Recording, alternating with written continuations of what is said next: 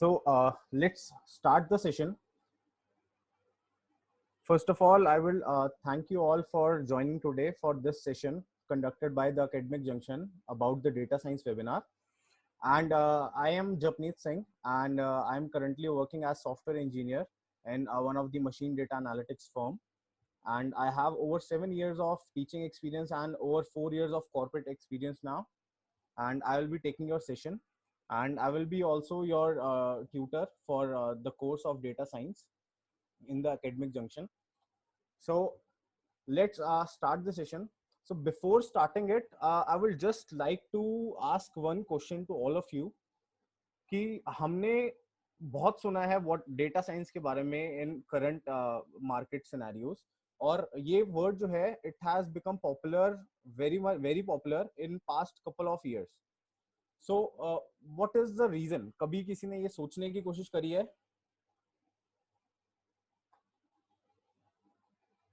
कि ये इतना पॉपुलर जो है वो क्यों हो गया है?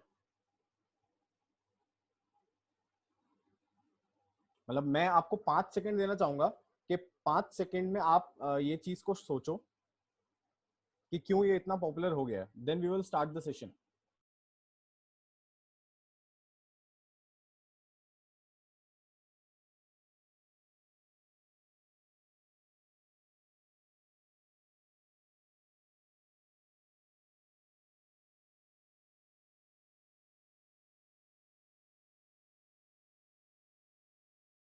सो आई होप दैट आपने अपने आप से ये क्वेश्चन जरूर पूछा होगा कि डेटा साइंस क्या है एंड क्यों इतना पॉपुलर हो रहा है. तो one of the major reason इसकी पॉपुलैरिटी का कि क्यों इतना ज्यादा पॉपुलर हो रहा है और क्यों ये इतना फैल रहा है, तो that is the data growth. तो अगर हम डेटा ग्रोथ के बारे में बात करें तो एक there was a study by IBM के 90% ऑफ द डेटा जो आज के टाइम पे हमारे पास इंटरनेट पे अवेलेबल है दैट इज क्रिएटेड आफ्टर 2016. अब इसके पीछे मल्टीपल रीजंस हैं कि ऐसा क्यों हुआ है. अगर हम बात करें कि आज से पहले क्या था, आज से पहले जो मेजर कंपनीज थी, कंपनीज डेटा को एक ऑर्गेनाइज फॉर्मेट में नहीं रखती थी. अगर हम अपनी गवर्नमेंट की ही बात करें तो आज से पहले कुछ साल पहले अगर चले जाएं, जब ये आधार और ये वाले सिस्टम्स जो है ये नहीं इन प्लेस थे, तो हमारे पास पॉपुलेशन के बारे में क्या डेटा था? हमारे पास वोटर आईडीज थे जो सब लोग नहीं बनवाते थे. ठीक है, वोटर आईडीज में भी मेजरली लोगों के डेट ऑफ बर्थ वगैरह जो है वो सही नहीं होते थे, उनके नाम वगैरह ठीक नहीं होते थे, बहुत सारी मिस्टेक्स होती थी. अब गवर्नमेंट ने क्या करना शुरू कर दिया है, अब they are moving to Aadhaar system. तो विद आधार जो है उन्होंने एक अपॉर्चुनिटी दी लोगों को कि अपना एक आईडी प्रूफ बनवा सकें. And with that ID proof जो लोग हैं उनको क्या फायदा हुआ कि वो एज आईडी प्रूफ आगे प्रोवाइड कर सकते हैं लोगों को. और गवर्नमेंट को क्या फायदा हुआ, गवर्नमेंट जो है उसके पास एक ह्यूज अमाउंट ऑफ डेटा आ गया लोगों का. उनकी फोटोज आ गई, उनके फिंगरप्रिंट्स आ गए, उनकी डेट ऑफ बर्थ आ गई. अब इस पे गवर्नमेंट जो है डिफरेंट एनालिसिस कर सकती है कि उनकी मेजर पॉपुलेशन जो है किस एज के अंदर लाई करती है. ठीक है, उसके हिसाब से वो फर्दर जो डेवलपमेंट एक्टिविटीज हैं वो कैरी फॉरवर्ड कर सकते हैं. तो this is one of the reason. Second reason is, अगर हम बात करें कि आजकल के टाइम पे अगर हम अभी से 3-4 साल पहले चले जाएं तो हमारे पास जो स्मार्टफोन्स थे वो बहुत लिमिटेड थे, बहुत लिमिटेड लोग जो थे वो स्मार्टफोन्स जो है वो यूज करते थे. बट करंट सिनेरियो के अंदर there is rarely any person उस जिसके पास कोई भी स्मार्टफोन या स्मार्ट डिवाइसेस नहीं है. आज के टाइम पे भी पूरे घर हैं, we have devices to convert our home into smart home. ठीक है, तो हम उसको स्मार्ट होम में कन्वर्ट कर देते हैं. We have devices like bands, जो हमारे पास स्मार्ट बैंड्स हैं, और स्मार्ट हमारे पास क्या कहते हैं स्मार्ट वॉचेस हैं. तो ये सब चीजें क्या है, ये ह्यूज चंक ऑफ डेटा जो है वो प्रोड्यूस कर रहे हैं कि बार बार मतलब ये जो है कंटिन्यूअसली हम वॉक कर रहे हैं, हम कुछ भी कर रहे हैं, तो डेटा जो है वो प्रोड्यूस हो जा रहा है बार बार. तो और इस जो सारा डेटा है, इस सब डेटा को यूज कर रही हैं कोई ना कोई कंपनीज, क्योंकि ये डेटा कहीं ना कहीं सेव हो रहा है. इधर वो क्लाउड सर्वर पे सेव हो रहा है या फिर वो हमारे पर्सनल अकाउंट्स पे सेव हो रहा है. और वो डेटा जो है कंपनीज यूज कर रही हैं अपने प्रॉफिट के लिए, या वो कहीं ना कहीं उस पे कुछ मॉडल्स बन रहे हैं, कुछ एल्गोरिथम्स बन रहे हैं. अगर हम रिसेंट में एप्पल की बात करें तो एप्पल ने अपने वॉच के अंदर नए फीचर्स डाले हैं जिससे वो हार्ट अटैक्स और सब चीजें जो है प्रिडिक्ट कर सकता है. तो ये सब फीचर्स कहाँ से आ रहे हैं? ये सब हमारे जो हम डेटा जनरेट कर रहे हैं उसी से आ रहे हैं. तो यहाँ पे कुछ मैंने स्क्रीन पे you will be able to see some of the facts जो रिसेंट सोशल मीडिया से रिलेटेड फैक्ट्स हैं, और ये फैक्ट्स कुछ ऐसे फैक्ट्स हैं कि हम डेली यूज करते हैं ऐसी ये सब चीजें, but we are not aware of these facts. I hope that everyone is able to see the screen clearly. अगर किसी को भी कुछ प्रॉब्लम आ रही है तो you can mention that thing in the chat box.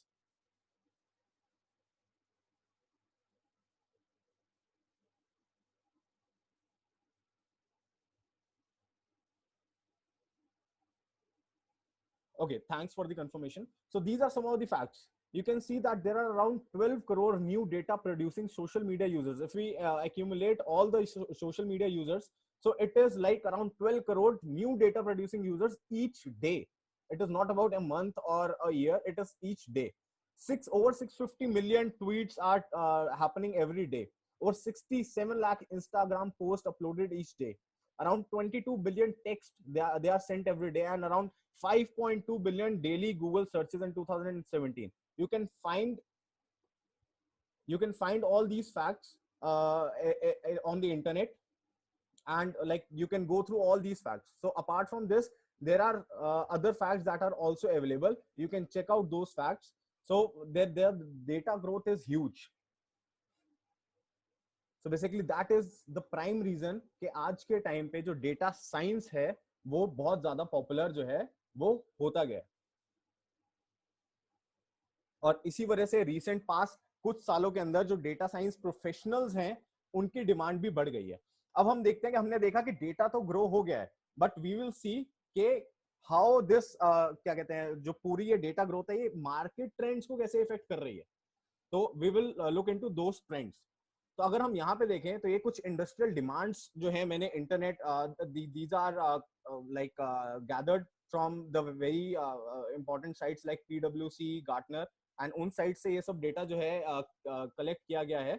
अगर आप देखोगे तो अराउंड 430 बिलियंस जो है ये प्रेडिक्ट किया गया है इंटरनेशनल इंस्टीट्यूट ऑफ एनालिटिक्स के थ्रू कि जो कंपनीज डेटा यूज कर रही हैं they will be earning over 430 billions in productivity than the companies who are not making use of data. यही रीजन है कि आज के टाइम पे बोला जाता है कि data is the new oil. Because जो ऑयल था पहले के टाइम पे माना जाता था जो इंडस्ट्रीज हैं वो ऑयल से चलती हैं, ठीक है. तो ऑयल अगर है किसी के पास तो वो कंपनी जो है that is the king, that country is the king. आज के टाइम पे the same thing is happening for data. जिसके पास डेटा है वो कंपनी को माना जाता है कि ये किंग है. आज के टाइम पे गूगल जो है अगर आप उसकी बात करोगे तो वो कंपनी एक ऐसी कंपनी है जिसके पास आपके हर एक पॉइंट इन टाइम का डेटा है कि आप क्या कर रहे हो, कब कर रहे हो. उसके पास सारी आपकी लोकेशन हिस्ट्री है, उसके पास आपकी इंटरनेट सर्च हिस्ट्री है, उसके पास आपके ईमेल्स का डेटा है. It is having everything that you can think of. उसके बाद जो सेकंड चीज है जो बहुत पॉपुलर हो रही है, जो एक डिफरेंशिएट करती है एक डेटा साइंटिस्ट को एक अच्छे डेटा साइंटिस्ट से, that is explainable artificial intelligence. अब explainable artificial intelligence how different it is from artificial intelligence कि जब हम कुछ एक मशीन लर्निंग का एल्गोरिथम लिखते हैं या एक मॉडल बनाते हैं, मोस्ट ऑफ द टाइम ये चीजें जो होती हैं एक ब्लैक बॉक्स में रन कर रही होती हैं.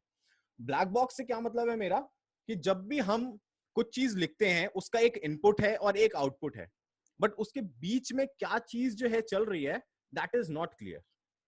तो बेसिकली बहुत कम लोग ऐसे हैं जो वो एक्सप्लेन कर पाते हैं कि उसके बीच में चल क्या रहा है, कैसे वर्क कर रही है ये मॉडल. तो अगर कोई मॉडल को आप जितना अच्छे से एक्सप्लेन कर सकते हो that easy it is to build trust of people on that model. तो वो पार्ट जो है वो बहुत अभी ट्रेंड में आ रहा है कि अगर आप एक्सप्लेनेबल आर्टिफिशियल इंटेलिजेंस को मतलब आप फॉलो कर सकते हो तो आपकी इंडस्ट्री में डिमांड बहुत ज्यादा है. तो आप कब एक्सप्लेन कर सकते हो आर्टिफिशियल इंटेलिजेंस को, जब आपने मॉडल्स जो है वो अच्छे से पढ़े हुए हैं, आपने थियोरेटिकली और प्रैक्टिकली उन पे काम किया हुआ है. उसके बाद डेटा साइंस जो है, अगर हम एक्चुअल साइंस की ही बात करें तो IFOA और IAI में दोनों के अंदर इसको जो है कहीं ना कहीं डालना शुरू कर दिया उन्होंने. If you talk about some of the actual science paper, तो उन पेपर्स के अंदर मशीन लर्निंग जो है that is compulsory part of the curriculum. इसके अंदर आपको R भी पढ़ाई जा रही है ताकि आप उसको पढ़ के एज अ टूल यूज करता हो अपने काम के अंदर when once you go into the industry.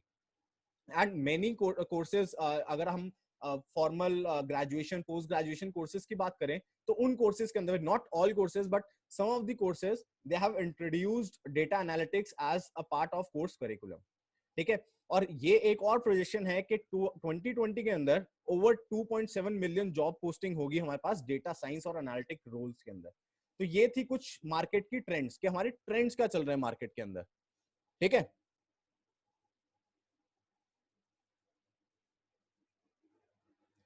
I think there are some of the participants who are again waiting, so let me just admit them all quickly. या तो ये हमारे इंडस्ट्रियल डिमांड थी। तो अब हमने देखा कि डेटा हमारे पास क्या रोल प्ले कर रहा है, क्यों डेटा साइंस इतनी पॉपुलर हो रही है। क्यों पॉपुलर हो रही है? क्योंकि उसकी डिमांड है, एक्चुअल डिमांड है इंडस्ट्री के अंदर। That is the reason for it being popular. अब हम देखते हैं कि जो इनका अर्निंग स्केल होता है वो क्या होता है।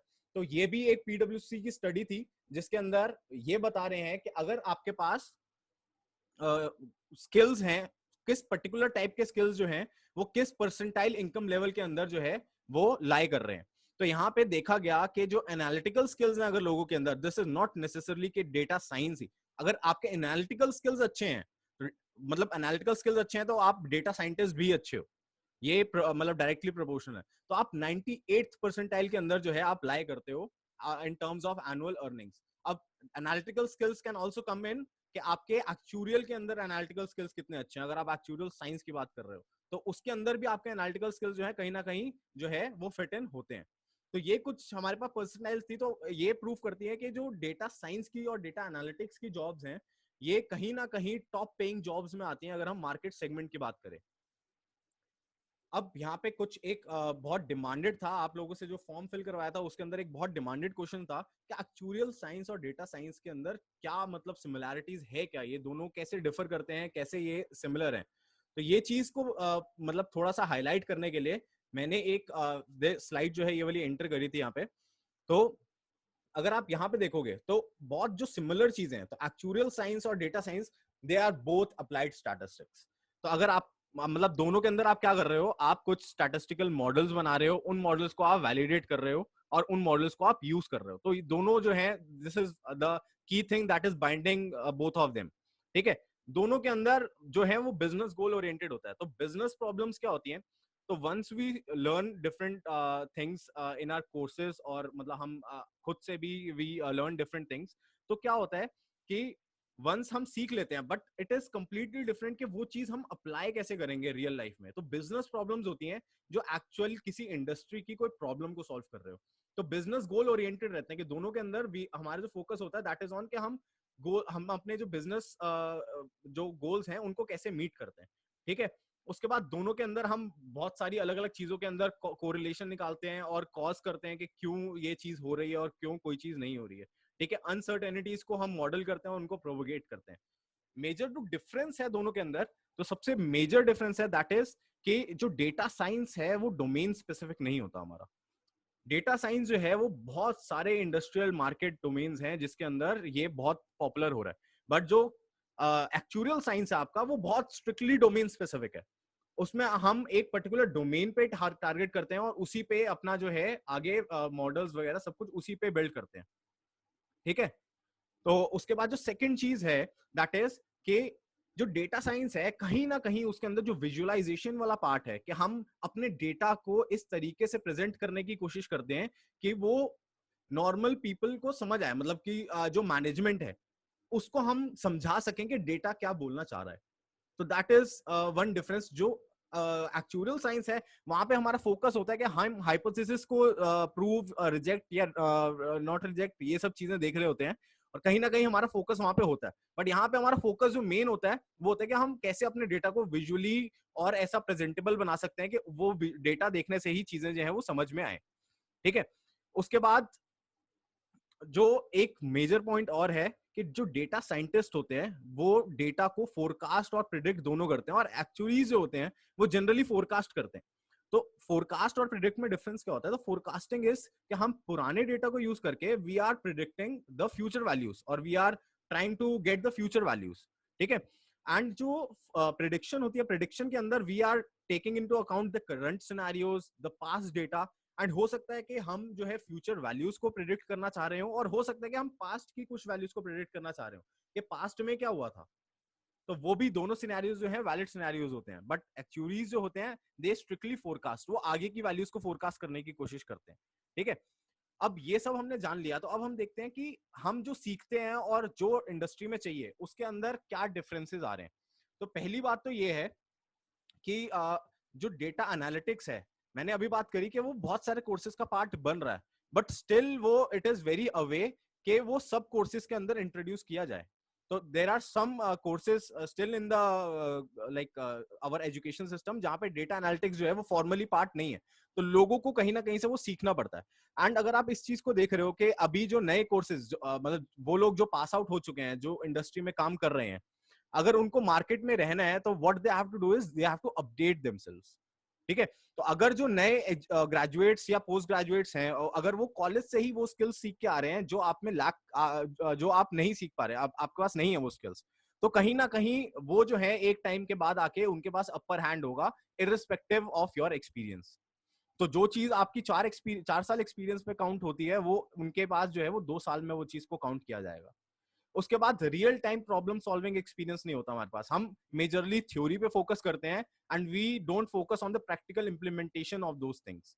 हम प्रैक्टिकल इंप्लीमेंटेशन नहीं करते एल्गोरिथम्स की, हमें एल्गोरिथम्स पता होती हैं कि कैसे चलती है, बट हम प्रैक्टिकली उसे इंप्लीमेंट नहीं करते हैं, तो कहीं ना कहीं हम एक्सप्लेनेबल एआई से दूर भागते हैं। उसके बाद जो है हमारे पास हम टेक्निकल स्किल से भी दूर भागते हैं। हमें ऐसा लगता है कि जो टेक्निकल स्किल्स हैं, जैसे कि हम कोडिंग की बात करें, तो coding is just job of IT people, कि आईटी वाले हैं तो वो कोड करेंगे, जो नॉन आईटी है कोडिंग उनके लिए नहीं है। तो ये एक बहुत बड़ी मिथ है।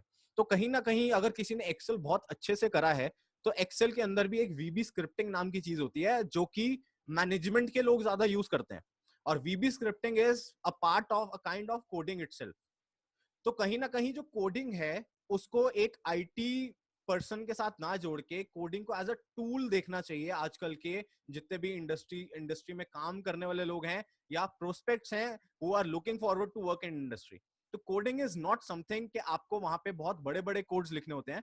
वो आपको एक टूल की तरह अवेलेबल होना चाहिए कि जब भी आपको कुछ काम करना है तो आप उस टूल को यूज करके, जैसे आपको कुछ एनालिसिस करना है तो आप एक्सेल को एज अ टूल यूज करते हो, तो वैसे ही कोडिंग को एज अ टूल हम यूज करेंगे यहाँ पे। ठीक है, उसके बाद आता है मशीन लर्निंग। तो मशीन लर्निंग क्या है? Machine learning is basically it combines of 3 things: deep learning, machine learning और आर्टिफिशियल इंटेलिजेंस। तो मशीन लर्निंग बेसिकली हमारी एल्गोरिथम्स आती हैं, बेसिक एल्गोरिथम्स आती हैं, उनको अगर हम एक एडवांस लेवल पे ले जाएं तो वो डीप लर्निंग बन जाता है। और आर्टिफिशियल इंटेलिजेंस जो होता है वो implementation of all these machine learning and deep learning algorithms to create some outcome. तो जैसे हमारा सिरी है, जैसे हमारे वॉइस असिस्टेंट आते हैं, या हमारा गूगल होम है, ये सब, या स्मार्ट बैंड्स है, तो ये सब क्या है? ये हमारा पार्ट है आर्टिफिशियल इंटेलिजेंस का। बट डीप इनसाइड ये बना कैसे है? डीप लर्निंग और मशीन लर्निंग से बना हुआ है। ठीक है, तो वो बेस प्रोवाइड करते हैं उन चीजों को बिल्ड करने का। मशीन लर्निंग और डीप लर्निंग आर्टिफिशियल इंटेलिजेंस को बिल्ड करने का बेस प्रोवाइड करता है। ठीक है, अब मशीन लर्निंग एग्जैक्टली है क्या? अगर हम एक बहुत सिंपल टर्म्स में देखें तो मशीन लर्निंग एक हमारी मैपिंग है। मतलब कि हमने क्या हुआ, हमने एक्स वैल्यूज हमारे पास कुछ वाई वैल्यूज है, तो एक्स वैल्यूज से वाई वैल्यूज तक जाने के लिए जो एक मैपिंग है, उस चीज को कहते हैं मशीन लर्निंग। कि मशीन जो है इस मैपिंग को खुद से सीखे और इस मैपिंग को यूज करे, एक बार पुराने डेटा पे सीख ले, and then machine is using this mapping to predict the values, कि आपकी फ्यूचर में क्या वैल्यूज होंगी। ठीक है, अब ये वैल्यू मैपिंग जो है इसको क्रिएट करने की डिफरेंट डिफरेंट टेक्निक्स होती हैं। तो इन टेक्निक्स के अंदर कुछ टेक्निक्स होती हैं जैसे क्लस्टरिंग। तो क्लस्टरिंग क्या है? कि हमने अपने पूरे डेटा को डिफरेंट क्लस्टर्स में डिफाइन कर दिया, कि डिफरेंट डिफरेंट हमने उसके पार्ट्स बना दिए, और जो ये क्लस्टर है, ये क्लस्टर बताएगा कि एक क्लस्टर की क्या प्रॉपर्टीज हैं। जैसे हो सकता है एक स्टूडेंट्स और एक प्रोफेशनल्स, इन दोनों का एक क्लस्टर, अलग अलग 2 क्लस्टर बन जाए, तो प्रोफेशनल्स की कुछ अलग प्रॉपर्टीज, स्टूडेंट्स की कुछ अलग प्रॉपर्टीज। देन क्लासिफिकेशन, जिसका मतलब होता है कि हम 2 चीजों को क्लासिफाई कर रहे हैं, जैसे मेल फीमेल, एप्पल ऑरेंजेस, ऐसे मैपिंग जो बन रही है। थर्ड हो गया हमारा रिग्रेशन, जो हमारे कंटिन्यूअस डेटा पे वर्क करता है, कि कंटिन्यूअस डेटा जो है वो कैसे मतलब कि उसकी वैल्यूज को हम प्रेडिक्ट कर सकते हैं। टाइम सीरीज एनालिसिस होती है, जो टाइम बाउंड डेटा होता है, कि जो विद ड्यूरिंग द टाइम जो है कलेक्ट किया हुआ डेटा होता है, उस डेटा के बीच के अंदर से उसके फीचर्स निकालना, कि वो जो डेटा है वो क्या रिप्रेजेंट कर रहा है और ये टाइम सीरीज जो है वो आगे कैसे मूव करेगी। जैसे हम अगर शॉपिंग की बात करें तो शॉपिंग जो है वो कैसे ड्यूरिंग डिफरेंट मंथ्स जो है वो कैसे इफेक्ट होते हैं। तो जैसे दिवाली सीजन आने वाला है तो हमें पता है कि ये टाइम सीरीज में ये पॉइंट ऊपर जाएगा। तो अगर इसके ऊपर हम कुछ एनालिसिस कर रहे हैं तो that comes into time series analysis. अब हम देखते हैं कि ये कौन, मशीन लर्निंग हमने देख लिया, डेटा साइंस हमने देख लिया, डेटा देख लिया, अब ये यूज कहां पे हो रहा है। तो देयर इज नो इंडस्ट्री जहां पे ये यूज नहीं हो रहा है। ठीक है, तो अगर आप मेजर इंडस्ट्रीज की बात करो, finance, sales, marketing, insurance, health care, logistics, हर जगह जो है आपकी मशीन लर्निंग जो है वो यूज हो रही है। मैं आपको 5 से 10 सेकंड देता हूं, जस्ट थिंक अबाउट सम। अब हमने इतना डिस्कस कर लिया है, तो just think of some of the use cases कि मशीन लर्निंग के अंदर जो है क्या क्या, कहां कहां आपके आसपास कहां कहां मशीन लर्निंग जो है वो है, एक्चुअली में एग्जिस्ट कर रही है।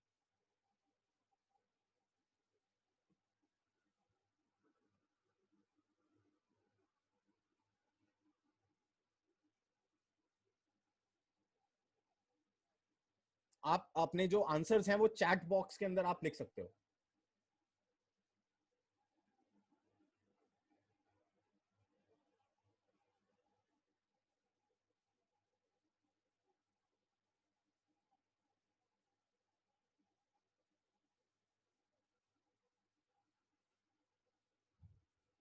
सो I have got some of the answers. तो इसको हम देखते हैं कि आगे मैंने लिखे हैं कुछ कुछ टाइप्स और ये बहुत अच्छे आंसर्स मिल रहे हैं, तो people have knowledge about it. तो ये कुछ सिनेरियोज हैं, जैसे फेसबुक जो है ये यूज करता है डेटा को एड्स को बेचने के लिए कि किस यूजर को क्या एड दिखानी है। ट्विटर का डेटा जो है वो सेंटिमेंट एनालिसिस के लिए यूज होता है ताकि हम मार्केट को प्रेडिक्ट कर पाए।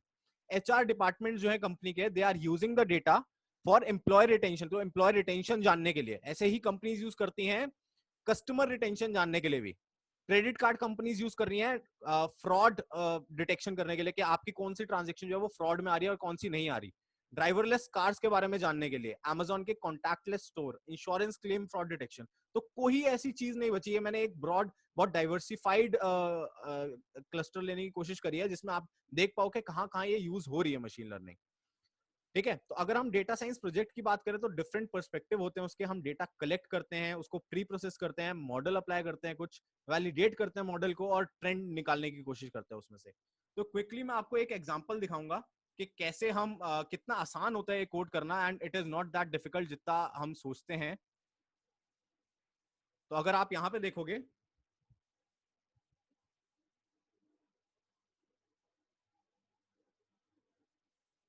तो ये जो हमारे टूल्स हैं, ये हमारे कुछ टूल्स हैं जो लैंग्वेज हमें प्रोवाइड करती है, जिसके बेसिस पे हम अपनी आगे एल्गोरिथम्स लिखते हैं। हमें अपनी एल्गोरिथम पूरी पूरी लिखनी नहीं पड़ती, अवेलेबल होती हैं। फिर हम डेटा को लोड कर लेते हैं। ये सिंगल लाइन यूज हो रही है डेटा को लोड करने के लिए, जिसके अंदर ये हमारा डेटा है, गेस्टेशन वेट टाइम और बेबी वेट का कुछ डेटा है ये। ठीक है, फिर यहाँ पे हम डेटा की प्री प्रोसेसिंग कर रहे हैं, जिसके अंदर हम देख रहे हैं कि डेटा के अंदर जिस फॉर्मेट में हमें चाहिए उस फॉर्मेट में हम कन्वर्ट कर रहे हैं, 3 लाइनें इसकी। और यहाँ पे हम एक सिंपल लीनियर रिग्रेशन का मॉडल बना रहे हैं इसका, रेक के अंदर जो हमने स्टोर कर दिया। तो ये हमारा लीनियर रिग्रेशन मॉडल बन गया, जिसके अंदर y equals to mx plus c model बना था। तो हमारे पास स्लोप और कोफिशिएंट होगा कुछ, तो this is our coefficient and this is our slope. और अब मेरे को अगर वैल्यू प्रेडिक्ट करनी है तो लेट्स से यहाँ पे देखो 50 वैल्यू नहीं थी स्टेशन में, तो 50 वैल्यू के बेसिस पे मेरे को देखना है कि वेट क्या होगा। तो आई कैन इजीली गेट कि हमारे पास क्या वेट होगा। ऐसे ही मैं यहाँ पे मल्टीपल वैल्यूज के लिए अपनी प्रिडिक्शन कर सकता हूँ, जो वैल्यूज हो सकता है इससे ज्यादा हो या 30 से छोटी भी हो सकती है वैल्यूज। ठीक है, तो ये एक बहुत छोटा सा एग्जांपल इसीलिए दिया ताकि आप आइडेंटिफाई कर पाओ कि मुश्किल नहीं है R, and it is not made for just coders. कोई भी इसके अंदर जो है वो काम कर सकता है। ठीक है, तो I think we are running out of time, so this was it for the data science part. हमारे पास नेक्स्ट सेशन है, so for all of those who are having doubts, तो आप चैट में अपना डाउट्स लिख सकते हो सारे, and then we will like clear your doubts in the next session, जो हमारा अभी थोड़ी देर में है। आपके पास आया होगा इसका सेकंड लिंक का भी इनवाइट।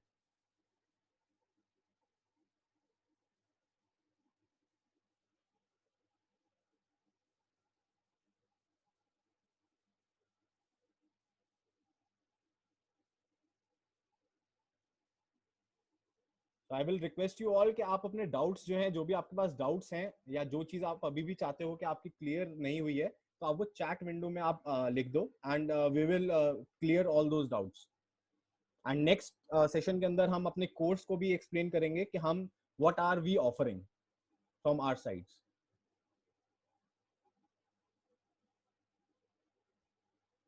सो आई होप के आप लोगों के जो भी डाउट्स थे regarding what is data science and what are the recent trends in market और क्या इसकी क्या आपके लिए क्या अपॉर्चुनिटीज है मार्केट में, वो क्लियर हो गई होंगी. स्टिल आपके पास जो भी डाउट्स हैं आप नेक्स्ट सेशन ज्वाइन करके आप हम अपना कोर्स स्ट्रक्चर आपको पूरा बताएंगे, तो आप वहां पे आपके और भी डाउट्स होंगे तो वो क्लियर कर सकते हो आप. तो let's see you all in the next session. Thanks for joining.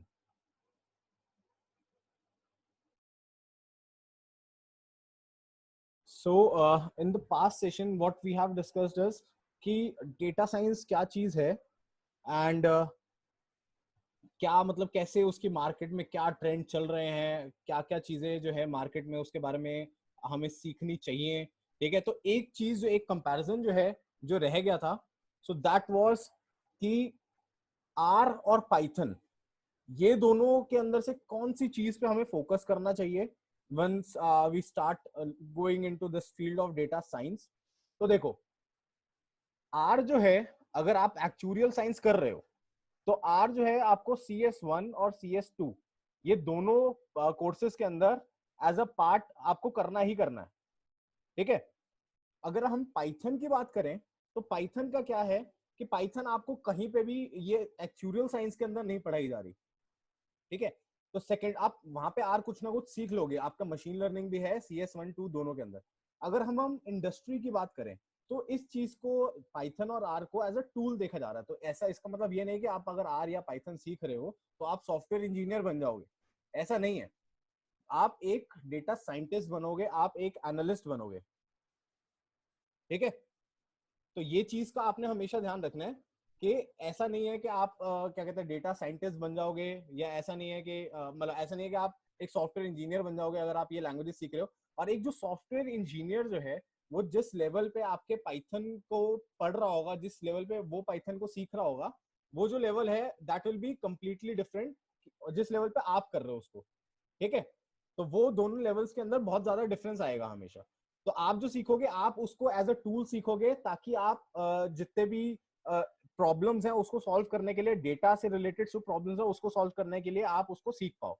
ठीक है, तो आपके दिमाग से ये चीज पहले निकल जानी चाहिए. ऐसा कुछ नहीं है कि आप ये पढ़ के आप एक सॉफ्टवेयर इंजीनियर बन जाओगे, आप एक डेटा एनालिस्ट, डेटा साइंटिस्ट या आप एक एक्चुअली ही रहोगे. ठीक है, अब इसके अंदर दूसरी चीज क्या आती है, अगर हम दूसरी चीज को देखें कि पाइथन और आर के अंदर, अब मैंने बताया कि आर आप वहां पे सीख जाओगे बट पाइथन आप कहीं नहीं सीखोगे. दूसरा जो इंडस्ट्रियल डिमांड है पाइथन की वो काफी ज्यादा है एज कम्पेयर टू आर. और अगर आप इसके लास्ट कुछ सालों के ट्रेंड देखोगे तो Python is one of the language जो काफी नीचे से स्टार्ट करके और ये काफी ऊपर तक जा चुकी है. इसने आर को, सैस को, ठीक है, जितने भी अलग एक्सेल वगैरह इन सबको ये सरपास कर चुकी है और ये काफी ऊपर तक जा चुकी है. और जो आर है वो एक कांस्टेंट प्लेट्यू पे है. ठीक है, वो कहीं पे अभी ग्रो नहीं कर रही है. तो आर आप सीखते हो तो it is very useful as a tool, आपको एज ए इंडिविजुअल वो आना चाहिए और वो ठीक है. बट अगर हम बात करें कि आपको अगर एक कंप्लीट पैकेज अपने आप को बनाना है फॉर डेटा एनालिस्ट और डेटा साइंटिस्ट तो आपको पाइथन आनी जरूरी है. क्योंकि इंडस्ट्री के अंदर जो एक्चुअल यूसेज है लैंग्वेज का दैट इज पाइथन. तो पाइथन काफी हेविली यूज की जाती है इंडस्ट्रीज के अंदर, अगर हम इंडस्ट्रीज की बात करें तो. ठीक है, तो इसीलिए मतलब आप आइए, आपके ऊपर है कि आपको किस लैंग्वेज के साथ जाना है. But as per our suggestion अगर आप देखोगे तो पाइथन जो है वो आपको एक ज्यादा कंप्लीट पैकेज बनाता है if we talk about a data scientist. ठीक है, और आप आर जो है मतलब अगर आपको दोनों सीखने का मन है तो आप दोनों भी सीख सकते हो. तो अब आई विल ब्रीफली डिस्कस कि what we have for you. ठीक है, कि हम पाइथन में क्या पढ़ाएंगे और हम आर में भी क्या पढ़ाते हैं. तो ऑलमोस्ट कोर्स जो है वो आपका सिमिलर रहेगा. सबसे पहला पार्ट जो होगा वो होगा हमारा कि हम लैंग्वेज को सीखें. ठीक है, कि अगर हम पाइथन कर रहे हैं तो पाइथन और आर कर रहे हैं तो आर. ठीक है, तो क्योंकि ये सीखना बहुत जरूरी है. तो इफ यू डोंट नो कि लैंग्वेज क्या है तो हम नहीं पता लगा सकते कि भाई इसके अंदर मशीन लर्निंग कैसे यूज होगी. तो हमारा जो एक एम था कि हमें एक्सप्लेनेबल एआई को अचीव करना है, कि हम जो भी कर रहे हैं वो हम एक्सप्लेन कर पाए, तो उसके लिए एक लैंग्वेज का आना एज अ टूल बहुत इंपॉर्टेंट है. ठीक है, तो हम जो पढ़ेंगे पाइथन को या आर को, तो हम वो इतने लेवल पे पढ़ेंगे कि हम जो है एक साइंटिस्ट की तरह वर्क कर पाए, डेटा साइंटिस्ट की तरह डेटा इंजीनियरिंग हम कर पाए वहां पे। ठीक है, तो जो हमारा सबसे पहले बेसिक पार्ट होगा, इसके अंदर हम सबसे पहले देखेंगे कि पाइथन जो है उससे फेमिलियरिटी हम गेन करेंगे कि पाइथन को यूज कैसे करते हैं, ताकि हमें ऐसा ना लगे जैसे हम कोई नया टूल यूज करने जाते हैं तो हमें एलियनेटेड सा फील होता है कि हम ये क्या चीज पे वर्क कर रहे हैं, ये कैसे कर रहे हैं हम। तो पहले हम सबसे पहले उसमें फेमिलियरिटी गेन करेंगे और डिफरेंट डिफरेंट वेज जिसके अंदर हम पाइथन को यूज कर सकते हैं वो देखेंगे। तो दैट इज जुपिटर नोटबुक जो है one of the most common tool है जो कि यूज करते हैं data scientist across the world. ठीक है, फिर हम कुछ कंस्ट्रक्ट्स के बारे में पढ़ेंगे कि जो मतलब कि पाइथन के कंस्ट्रक्ट्स हैं जिनको यूज करके तुम एक्चुअल में कोड अपना जो है लिख सकते हो, तो हम उनके बारे में पढ़ेंगे सब। तो ये सारा उसका पार्ट आता है और ये सबसे बड़ा पार्ट होगा हमारा इस कोर्स का, क्योंकि इसके अंदर हमें मतलब कि मैक्सिमम क्लासेस लगेंगी, क्योंकि ये हमारा बेस बनाएगा। तो अगर once our base is strong, तो उसके ऊपर जो भी एल्गोरिथम्स हैं, वो एल्गोरिथम को सीखने के लिए हमें पाइथन की जरूरत नहीं है। एल्गोरिथम को सीखने के लिए हमें खाली मैथमेटिक्स की जरूरत है, हमें स्टैट्स की जरूरत है। एक एल्गोरिथम को इंप्लीमेंट करने के लिए हमें पाइथन की जरूरत है। ठीक है, तो पाइथन हमें रिक्वायर्ड होगी जब हम उस चीज को इंप्लीमेंट करना जा रहे हैं, हमें एक इंप्लीमेंट करने के लिए एक प्लेटफॉर्म चाहिए, तो वहां पे हमें पाइथन जो है वो रिक्वायर्ड होगा। ठीक है, यहाँ पे हम कुछ कुछ डेटाबेस से कैसे इंटरेक्ट करते हैं यूजिंग पाइथन, वो भी हम सीखेंगे इस कोर्स के अंदर। और हम ग्राफ्स बनाना भी सीखेंगे कि हम अपने डेटा को रिप्रेजेंट कैसे कर सकते हैं। अपार्ट फ्रॉम दैट, हम यहाँ पे जो नया जो चीज जो है पाइथन के ऊपर हम बिल्ड करेंगे, जो हमने बात भी करी थी लास्ट सेशन के अंदर, that will be machine learning. तो what will be working on, we will be working on learning machine learning के मशीन लर्निंग क्या चीज होती है, क्या मशीन लर्निंग के कंसेप्ट्स होते हैं। तो ये हम एकदम स्क्रैच से स्टार्ट करेंगे and we will work on different algorithms जो मशीन लर्निंग के अंदर आती है। We will work on regression, linear logistic, हम क्लस्टरिंग एल्गोरिथम्स पे वर्क करेंगे। उसके बाद हम कुछ डेटा नॉर्मलाइजेशन कैसे करते हैं, डेटा की प्री प्रोसेसिंग कैसे करते हैं, इन सब चीजों पे भी वर्क करेंगे। ठीक है, अब क्या एज अ मतलब क्या डिफरेंट चीज जो डिफरेंशिएटिंग फैक्टर है आपको मिलेगा once you start taking classes from the Academic Junction. तो पहली बात कि आपको एक एक्सपीरियंस मिलेगा कि एक जो इंडस्ट्रियल एक्सपीरियंस है वो मैं आप लोगों के साथ शेयर करूंगा कि इंडस्ट्री में काम कैसे होता है। ठीक है, तो इंडस्ट्री में जब काम हो रहा है जैसा और जैसा हम पढ़ रहे हैं, उन दोनों चीजों में बहुत डिफरेंस होता है, जैसे हम पहले भी डिस्कस कर चुके हैं। ठीक है, तो वो चीज मैं आप लोगों के साथ शेयर करूंगा कि क्या वो एक्सपीरियंस मतलब क्या जो एक्सपीरियंस था इंडस्ट्री का वो यूज हो रहा है यहाँ पे। ठीक है, देन सेकेंड, आपको जो भी सॉफ्टवेयर टूल्स चाहिए, जो भी सॉफ्टवेयर टूल्स इंस्टॉल करने हैं, उन सब के अंदर आपको प्रॉपर जो है आपको हेल्प की जाएगी कि वो टूल्स को कैसे इंस्टॉल करना है अपने कोड के अंदर। सॉरी, हाँ, वो टूल्स को कैसे इंस्टॉल करना है, वो सब चीजों का बारे में आपको प्रॉपर नॉलेज जो है वो दी जाएगी और सारे टूल्स जो आपको प्रोवाइड किए जाएंगे। ठीक है, उसके बाद जो मोस्ट इंपॉर्टेंट चीज है कि कभी भी ऐसा नहीं होगा कि आप कोई चीज मिस कर रहे हो, क्योंकि हमारे पास एक फैसिलिटी है कि हमारे पास ऑनलाइन क्लासेस भी होती हैं, क्लासरूम क्लासेस भी होती हैं, एंड हमारे पास वीडियो क्लासेस भी होती है, रिकॉर्डेड सेशंस जिसको हम कहते हैं। तो अगर आपकी कोई क्लास मिस भी होती है तो आपको कभी उस चीज की जो है वरी नहीं करना पड़ेगा, क्योंकि हर चीज जो है आपको प्रोवाइड की जाएगी एट द एंड ऑफ, मतलब जब भी आप उसको डिमांड करोगे आपको वो चीज को मिलेगी। एंड आपके कंटिन्यूसली जो है टेस्ट कंडक्ट किए जाएंगे, जिसके बेसिस पे आपकी नॉलेज को टेस्ट किया जाएगा कि आप कितने अच्छे से आपने परफॉर्म किया है उसके अंदर, मतलब कि आप कैसे सीख रहे हो, तो उस चीज को जो है वो बताया जाएगा आपको। If we talk about R, तो अगर आर के कोर्स की बात करें तो अगेन ये कोर्स जो होगा आपका सिमिलर होगा, ये कोर्स के अंदर ज्यादा डिफरेंस नहीं होगा। इसमें आपका जो बेस डिफरेंस आएगा वो आएगा आपके प्लेटफॉर्म के अंदर, जो हम बेस की बात कर रहे थे। यहाँ पे जो आपका बेस होगा वो बेस बनाया जाएगा आपका आर लैंग्वेज के साथ instead of your Python language. ठीक है, तो यहाँ पे आपको आर सिखाई जाएगी, आर का बेस पूरा बनाया जाएगा कि आर को कैसे यूज करते हैं, उसके प्लेटफॉर्म के साथ जो है कैसे हम मतलब कि इंटरेक्ट कर सकते हैं, कैसे डिफरेंट डिफरेंट उसके जो प्रोग्रामिंग कंस्ट्रक्ट्स हैं, कैसे उसमें डेटा को लोड कर सकते हैं, रिप्रेजेंट कर सकते हैं, वो सब चीजें आप यहाँ पे सीखोगे। एंड देन जो सेकेंड चीज है डेटा मशीन लर्निंग वाली, वो ऑलमोस्ट सेम रहेगी आपकी इन are and in your Python, क्योंकि वो एक बेसिक चीज है जो हर जगह होगी। यहाँ पे भी आपको machine learning from the scratch समझाया जाएगा, कैसे आप क्या कहते हैं फर्दर आगे वर्क कर सकते हो with the different algorithms, algorithms क्या हैं और उनको कैसे हम इम्प्लीमेंट कर सकते हैं आर के अंदर, वो सब चीजें जो है आपको समझाई जाएंगी। ठीक है, तो ये आपका जो है बेसिक कोर्स स्ट्रक्चर होगा जो आर के अंदर। मतलब अब इसमें अंदर किसी को भी अगर लास्ट सेशन से या इस सेशन के अंदर किसी को भी डाउट है तो चैट विंडो के अंदर आप लिख सकते हो and I will be answering your doubts.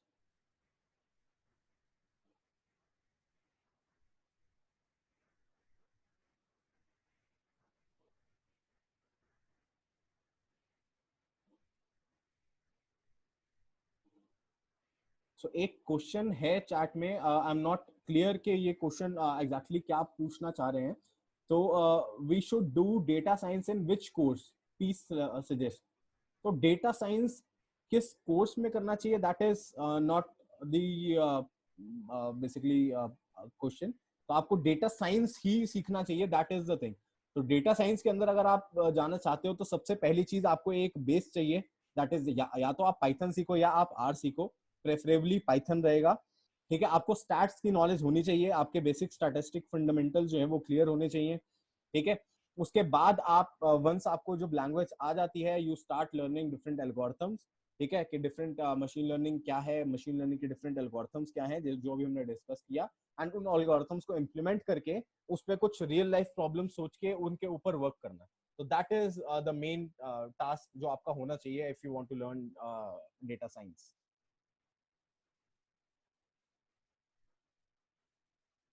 इसके अलावा भी if you have any questions तो आप लिख सकते हो चैट विंडो पे।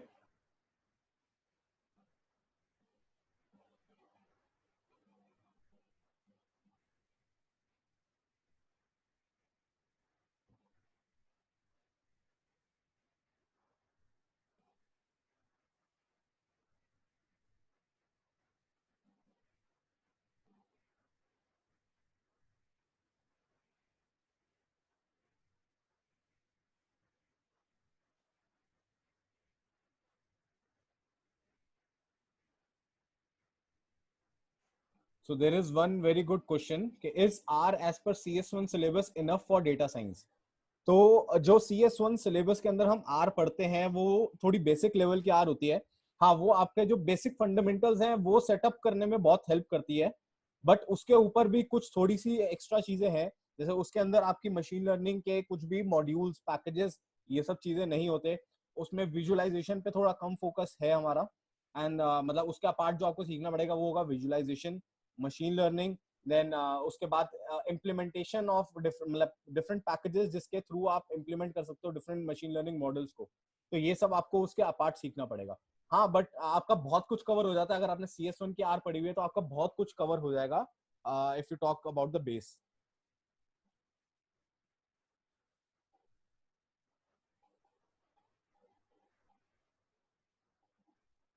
आई होप इस क्वेश्चन को मैं आंसर कर पाया हूँ अच्छे से।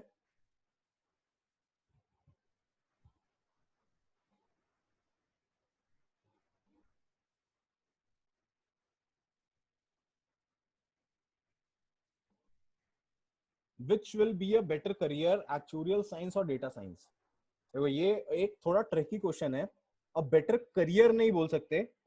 अगर आप एक्चुरियल साइंस की बात करोगे तो एक्चुरियल साइंस खुद में ही एक बहुत वास्ट जो है आपकी एक करियर स्ट्रीम है। ठीक है, और वो एक बहुत अच्छी स्पेशलाइजेशन है। तो अगर आप एक्चुरियल साइंस करते हो तो मतलब कि वैसा कोई भी और चीज नहीं है। बट डेटा साइंस क्यों, मतलब ये अब दोनों चीजें अलग नहीं है, इसको हैंड इन हैंड आप देख सकते हो। क्योंकि अगर आप इनकी वेबसाइट्स देखोगे, IFOA की और IAII की, तो ये कहीं ना कहीं एक्चुरियल साइंस और डेटा साइंस को इंटीग्रेट करने की कोशिश कर रहे हैं। तो if you are good at actuarial science तो आपको ये टूल्स अगर आप सीखते हो तो आपके जो चीजें आप एक्चुरियल साइंस के अंदर सीख रहे हो उन सारी टेक्निक्स को आप अप्लाई कर सकते हो, उनके अंदर मशीन लर्निंग टेक्निक्स अप्लाई करके अपना जो काम है उसको और अच्छा कर सकते हो। तो मतलब कि आपके जो बिजनेस ऑब्जेक्टिव्स होंगे उनके टुवर्ड्स जो आपका वर्क होगा वो और इंप्रूव हो जाएगा। लेट्स से कि आपको एक एनालिसिस करना है कुछ किसी भी एक चीज पे, उसके लिए आपको कुछ डेटा चाहिए। अब वो डेटा जो है वो CSV या एक्सेल फॉर्म में नहीं है, वो किसी डेटाबेस में पड़ा हुआ है या वो किसी और फाइल के फॉर्मेट में पड़ा हुआ है। अब आपको वो डेटा वहां से उठाना है।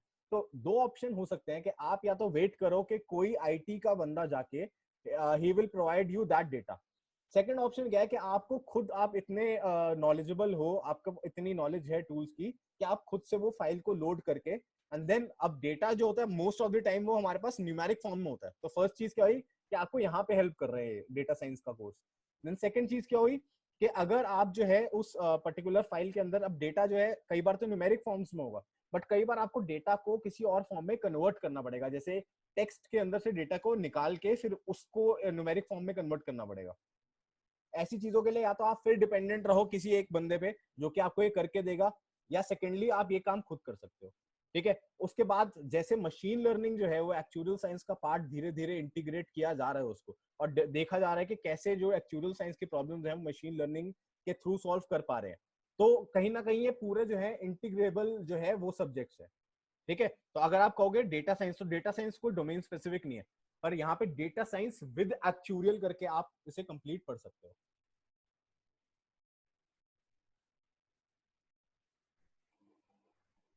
हाउ एक और क्वेश्चन है, how intensely is data analytics related to actual science. मैं ये बोलूंगा कि it is very highly integrated with actual science. Data analytics की अगर बात करें तो अगर आपके जो बहुत बेसिक पेपर होते हैं जैसे CS1 जिसको हम स्टार्टर एग्जाम भी कहते हैं, तो उसके अंदर ही आपका जो है डेटा एनालिसिस पढ़ाया जाता है, थोड़े एक एक पर्टिकुलर लेवल पे, बहुत ज्यादा एक्सपर्टीज लेवल पे नहीं पढ़ाया जाता, बट आपको पढ़ाया जाता है कि डेटा को एनालाइज कैसे करना है। ठीक है, वो किस डिस्ट्रीब्यूशन को फॉलो कर रहा है, उसको हम कैसे जो है प्लॉट कर सकते हैं, ये सब चीजें जो है आपको पढ़ाई जाती है।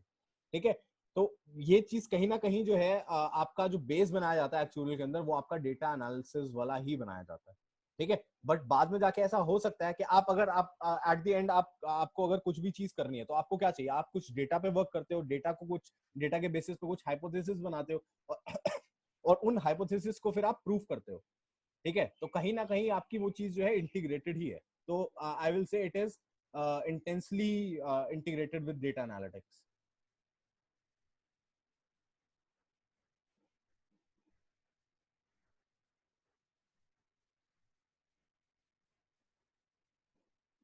तो एक क्वेश्चन है, is there a difference between data scientist, data analyst and data engineer.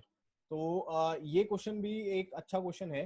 तो जो डेटा इंजीनियर होता है, तो डेटा इंजीनियरिंग के बारे में आपको नहीं सोचना अभी, तो डेटा इंजीनियरिंग होता है वो सॉफ्टवेयर इंजीनियरिंग टास्क है एक। उसके अंदर डिफरेंट टूल्स जो है उनको यूज करते हैं कि डेटा को हम कैसे प्रोसेस कर सकते हैं और कैसे जो डेटा है उसको हम अपने पास लेके आ सकते हैं। तो ये चीज आती है डेटा इंजीनियरिंग के अंदर। डेटा एनालिस्ट और डेटा साइंटिस्ट जो है ये बहुत ओवरलैपिंग फील्ड्स हैं दोनों। तो इसमें क्या है कि ये बहुत डिपेंड करता है कि कंपनीज कैसे देखती है। तो हो सकता है कि एक कंपनी में जो डेटा एनालिस्ट की प्रोफाइल है वो दूसरी कंपनी में डेटा साइंटिस्ट की प्रोफाइल है। बट जो डेटा एनालिस्ट माना जाता है, तो डेटा एनालिस्ट क्या होता है कि वो जनरली थोड़ी रिसर्चिंग पे वर्क करता है कि क्या क्या चीजें, मतलब डेटा कैसे आ रहा है, उस डेटा को कैसे मॉडल कर सकते हैं, ये सब चीजों पे वर्क कर रहा होता है, और उस पर अगर कुछ एल्गोरिथम लग रही है तो कैसे लग रही है। जो डेटा साइंटिस्ट होता है उसका काम थोड़ा सा एक्स्ट्रा एड इन हो जाता है यहाँ पे, कि डेटा साइंटिस्ट ये सब काम तो कर रहा होता है डेटा एनालिस्ट वाले, प्लस उसका काम रिसर्च पे लगा होता है कि हम क्या नया मॉडल बना सकते हैं इस डेटा को और अच्छे से मॉडल करने के लिए, जिससे हम इससे ज्यादा वैल्यू एक्सट्रैक्ट कर पाए। तो ये एक बेसिक डिफरेंस होता है। और how helpful would be learning Python for CFA FRM people. तो देखो, आने वाले टाइम के अंदर ये एक एनालिसिस है, आप इसको देख सकते हो कहीं पे भी जाके, कि आने वाले टाइम के अंदर, मतलब मेजरली मेजरली एक सॉफ्टवेयर इंजीनियर्स को छोड़ के, IT अगर छोड़ दो आप, उसके बाहर भी अगर आप जाओगे तो 90%, 80 to 90% लोग ऐसे होंगे जिनको पाइथन आती होगी। क्योंकि आने वाले टाइम के अंदर अब क्या हो रहा है कि कहीं ना कहीं हम लोगों का जो डेली काम है कहीं ना कहीं वो कंप्यूटर से लिंक्ड हो गया है। हमारे पास जो डेटा भी आएगा वो कंप्यूटराइज, या तो वो CSV फॉर्म्स में होगा, डेटाबेसेस के अंदर होगा, या ऐसे अलग अलग फॉर्मेट्स में होगा। हमें कुछ भी करना होगा तो कहीं ना कहीं हमें इस टूल की जरूरत पड़ेगी। और अगर आपको अभी जरूरत नहीं पड़ रही तो क्या होगा कि आप कहो कि अभी जरूरत नहीं पड़ रही, तो हो सकता है आने वाले 2 साल के अंदर, 3 साल के अंदर उस टूल की आपको जरूरत पड़ेगी। बट क्या होगा अगर आपने नहीं वो टूल उस टाइम पे सीखा, अभी आप नहीं सीखते हो, 2-3 साल का वेट करते हो, तो आने वाले जो बैचेस है, जो आपके जूनियर्स जिनको आप बोलोगे, वो सब चीजें जो है अपने कॉलेज टाइम से ही सीख के आ रहे होंगे। तो उस टाइम पे आपको उनके साथ कोप अप करना हो सकता है थोड़ा डिफिकल्ट हो जाए। तो इट इज एडवाइज्ड कि आप अपने आप को कॉन्स्टेंटली अपडेटेड रखो जो सारे रिसेंट मार्केट ट्रेंड्स हैं उनके साथ, ताकि आपको बाद में जाके कोई भी ऐसी चीज जो है वो फेस ना करनी पड़े।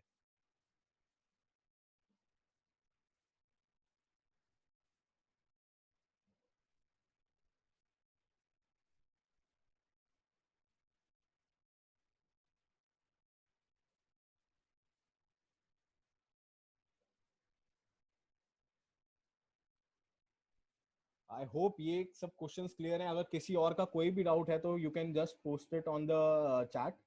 और किसी को भी अगर किसी कोर्स से रिलेटेड कुछ डाउट है कि कोर्स में क्या चीज हम करवाएंगे, या आपको कुछ अपनी कस्टमाइज्ड रिक्वायरमेंट्स हैं, तो वो सब चीजों के बारे में you can like reach out to my team. तो वो आपको और अच्छे से एक्सप्लेन कर पाएंगे.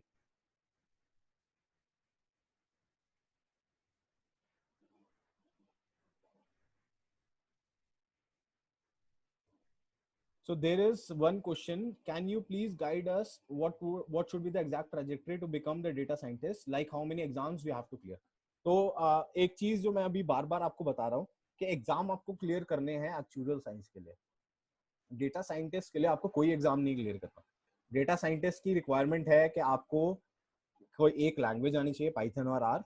ठीक है, आपको मशीन लर्निंग एल्गोरिथम्स आने चाहिए कि कैसे ये एल्गोरिथम्स चल रही हैं. आपको रियल लाइफ प्रॉब्लम सॉल्विंग आनी चाहिए कि रियल, जैसे कि अब ट्विटर है, ट्विटर के डेटा को कैसे आप कोरिलेट कर सकते हो मार्केट ट्रेंड्स के साथ. ठीक है, आपके पास एक डेटा है कि कुछ लोग हैं, मतलब एक बंदा गया किसी भी एक सुपरमार्ट में गया, वहां से कुछ सामान खरीद के लेके आ रहा है वो. ठीक है, तो वो क्या क्या सामान लेके आ रहा है वो चीज को देखना आपने सिर्फ कि उसने लेट से उसने ब्रेड और बटर लिया. ठीक है, अगला बंदा गया उसने मिल्क ब्रेड और बटर लिया. अब ऐसे आपके पास बहुत सारा डेटा है, तो अब आपको आइडेंटिफाई करना है कि एक बंदा जो नया बंदा वहां पे गया, अगर उसने ब्रेड लिया है तो क्या ऐसी चीजें हैं जो वो और ले सकता है. उसके बेसिस पे आपका बिजनेस प्रॉब्लम कैसे सॉल्व होंगी कि जो चीजें वो और ले सकता है, अगर आप उसको उन्हीं रैक्स के साथ में रखो जहां पे आपने ब्रेड रखा हुआ है, तो उसके आपकी सेल की चांसेस जो है वो बढ़ जाएंगे. सेम चीज जो है आपके अमेजोन वगैरह यूज करते हैं कि आप जो और यूजर्स हैं जिन्होंने सिमिलर कुछ चीजें परचेज करी है, तो उनके बेसिस पे ही वहां पे वो क्या करते हैं कि आपको सजेशन शो करते हैं कि जो लोगों ने ये लिया था they have you might also like this. तो दैट इज द थिंग. तो डेटा साइंस का बात ये है. जब आप एक्चुअल साइंस करते हो तो एक्चुअल साइंस के लिए अगर आपको एक्चुअली बनना है तो आपको सारे पेपर ही क्लियर करने हैं. बट लाइक जो हमारा कल वेबिनार हुआ था, आप मैम ने उसके अंदर समझाया था प्रॉपरली कि आपको क्या आपका पाथ होना चाहिए अगर आप एक एक्चुअली बनना चाहते हो. ठीक है, और एक्चुअली के साथ अगर आपको डेटा साइंस वाली चीज आती है तो आपका डेटा साइंस हो गया एक बहुत जनरल डोमेन, एक्चुअरीज हो गया आपका एक बहुत स्पेशलाइज्ड डोमेन. और डेटा साइंस इस स्पेशलाइज्ड डोमेन पे रादर देन जो हमने पिछले सेशन में बात करी थी कि फाइनेंस, सेल्स, मार्केटिंग हर जगह यूज होता है, तो हर जगह ना यूज करके हम सिर्फ एक्चुरीज वाले जो डोमेन है वहां पे इसको यूज करेंगे, तो डेटा साइंस विद एक्चुरियल बन जाएगा वो. ठीक है, बट डेटा साइंस के लिए आपको कोई पेपर नहीं क्लियर करना होता.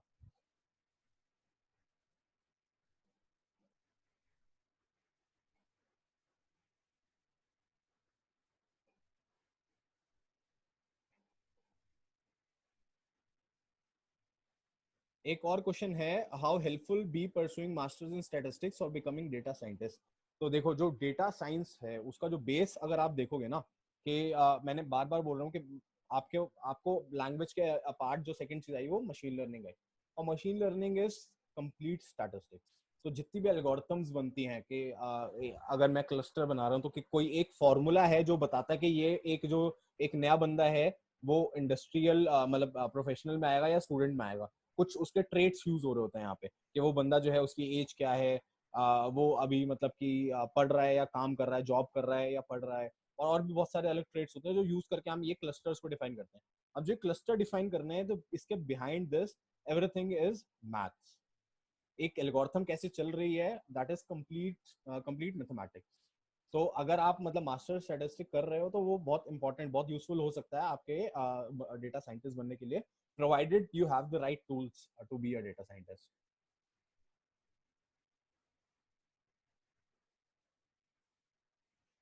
So in this particular course, we will be teaching you data science, not data science with actual science. We will be giving you knowledge of the data science tools. And for the actual science, you can like enroll in the actual different papers. And then like you can think of the scenarios, how you can use all the tools that you have learned here in your data science section, in your actual science.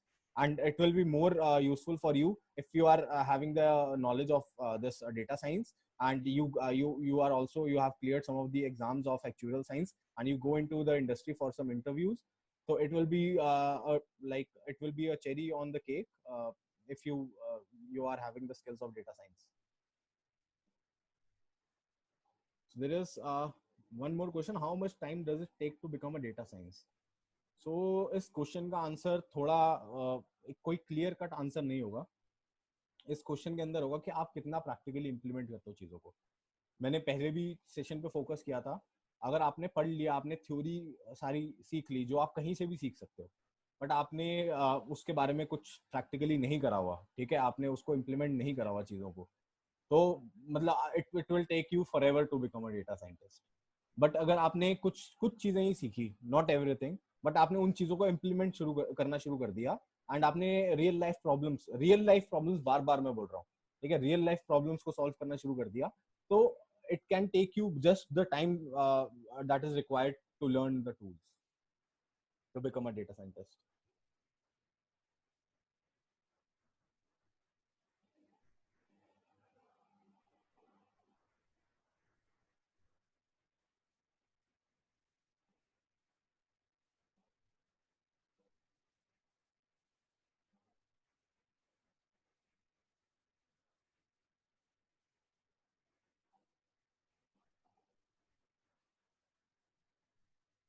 Any other thing?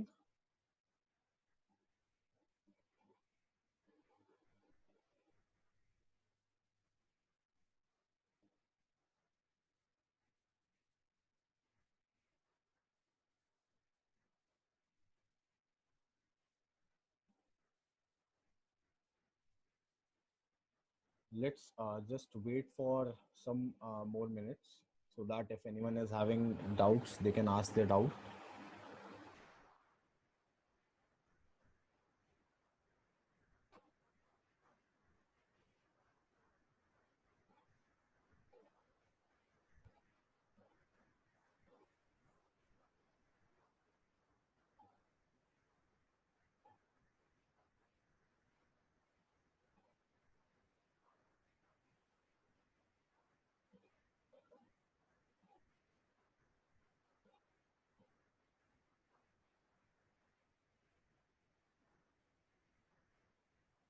So there is one more question.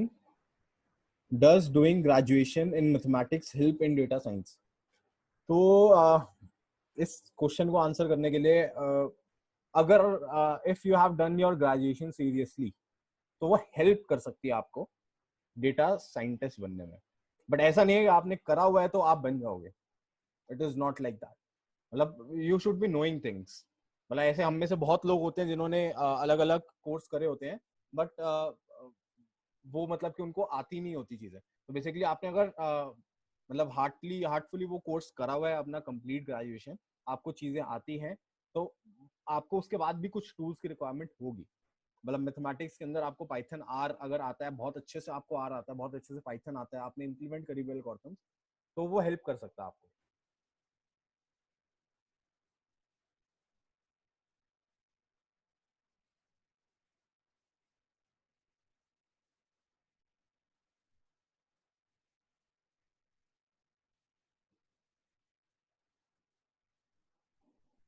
So एक और question है, can you give an example of use of data scientist in finance specific work? So इसके अंदर finance के अंदर सबसे जो popular example है, जो क्रेडिट कार्ड. आजकल के टाइम पे अगर आप देखोगे, अगर आप कोई भी ट्रांजेक्शन करते हो अपने क्रेडिट कार्ड से, जो लोग भी क्रेडिट कार्ड यूज करते हैं, तो कोई भी ऐसी ट्रांजेक्शन जो आपके पास्ट हिस्ट्री से मैच नहीं हो रही होती, तो अगर आप ऐसी कोई भी ट्रांजेक्शन करते हो, अगर वो सक्सेसफुल भी हो जाती है, तो आपको एक अलर्ट आ जाता है, या वो आपको कॉल आ जाता है हाथ के हाथ कि या ट्रांजेक्शन जो है आप ही ने करी है या नहीं करी.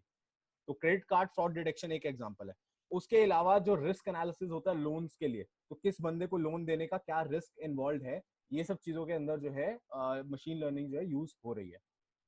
और जो आपकी कंपनी की रिपोर्ट्स होती हैं, उन रिपोर्ट्स में से डेटा एक्सट्रैक्ट करके क्वेश्चंस को आंसर करने के, जो मतलब कि आपके 50 50 100 पेजेस की रिपोर्ट्स होती हैं, उसके अंदर से अगर आपको कुछ क्वेश्चन चाहिए कि पास्ट पीएनएल क्या था, क्या क्या कहते हैं, अभी करंट पीएनएल क्या है, ऐसी कुछ कुछ भी डेटा ऐसा चाहिए आपको, तो वो निकालने के लिए आप डेटा माइनिंग करते हो और आप वहां से वो डेटा भी निकाल सकते हो. So these are some of the use cases if we talk about data science, use of data science in finance.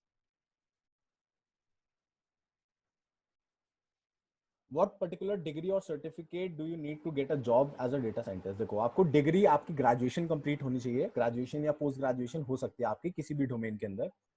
जो आपको सर्टिफिकेट, इसके अलावा जो आपको चाहिए, आपको जो आपके स्किल्स हैं आप उनको जस्टिफाई करने आने चाहिए आपको, कि आपने आर सीखी हुई है, आपने या पाइथन सीखी हुई है, आपने कुछ मशीन लर्निंग के बारे में भी सीखा हुआ है, आपने उसको इम्प्लीमेंट कैसे करा, आपने क्या चीज को सॉल्व किया। तो एक फ्रेशर के लिए डेटा साइंस में जॉब ढूंढना थोड़ा डिफिकल्ट होता है, बिकॉज मेजरली फ्रेशर्स जो होते हैं उनके पास एक्सपीरियंस नहीं होता प्रॉब्लम सॉल्विंग का। तो आप मतलब ऐसे प्रॉब्लम्स को चेस करके उनको सॉल्व अगर करते हो तो वो that can help you to get a job in data science domain.